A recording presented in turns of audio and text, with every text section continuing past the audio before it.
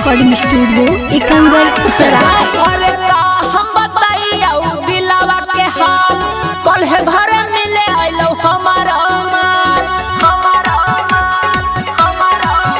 अरे का हम बताइया दिलावा के हाल कल है घर मिले आइलो हमारा हम सुताली पलंगा उता सुतलाई जाके गोड़ा थारी रे ये भी आज का है मोह गिलास नियत कैले है। अरे अरे का बताई लेके भाग गए माई वाला साड़ी रे आंखें मुनते डिब्बा गायब कल के रानी रे लेके भाग गए माई वाला साड़ी रे आंखें मुनते डिब्बा गायब कल के रानी रे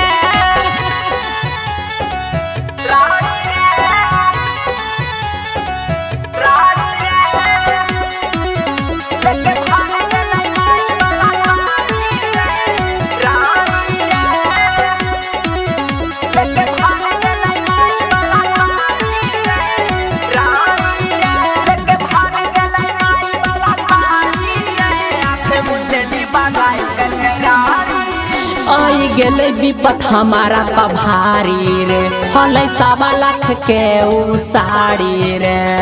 1.25 लाख के उ साड़ी आई गेले विपत हमारा पभारी रे हलै 1.25 लाख के उ साड़ी रे जानतई हमर मैया बाबू देतई पिठिया फाड़ी रे ढेरा दिन से उ हो बनाइले हलै मन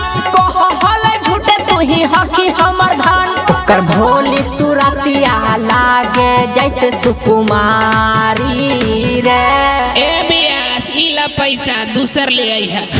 अरे चुप रह न मर दे ये हमर माई के मुंह देखाई में न मिले हाल लेके भाग गेलै माई वाला साड़ी रे आंखें मुनते डिब्बा गायब कल के रानी रे लेके भाग गेलै माई वाला साड़ी रे आंखें मुनते डिब्बा गायब कल के रानी रे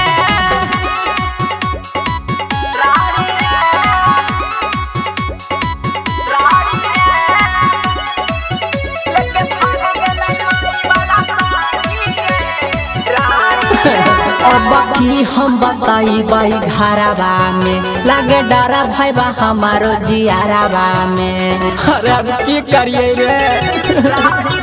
अब की हम बताई बाई घरवा में लागे डरा भाई बा हमारो जियारवा में नहीं छोड़ताई मारताई हमारा डूबा डूबा के नहरवा में राइटर रवि नहीं करताई उता चल गले मारी कुंदनमा के लाताड़ी रे बड़ी मजा लिया था भातार लेखा अब छिलो आलू बैगन के चोखा। अरे तू दोस्त है कि दुश्मन रे लेके भाग गए माई वाला साड़ी रे आंखें मुनते डिब्बा गायब कल के रानी रे लेके भाग गए माई वाला साड़ी रे आंखें मुनते डिब्बा गायब कल के रानी रे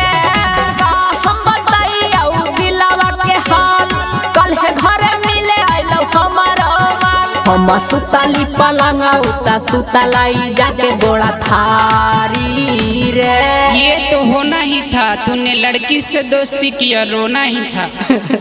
अरे अरे तू हमरा जहर दे दे रे लेके भाग गेलै माई वाला साड़ी रे आंखें मुनते डिब्बा गायब कल के रानी रे लेके भाग गेलै माई वाला साड़ी रे आंखें मुनते डिब्बा गायब कल के रानी रे इसका रिकॉर्डिंग स्टूडियो एकंगर सराय।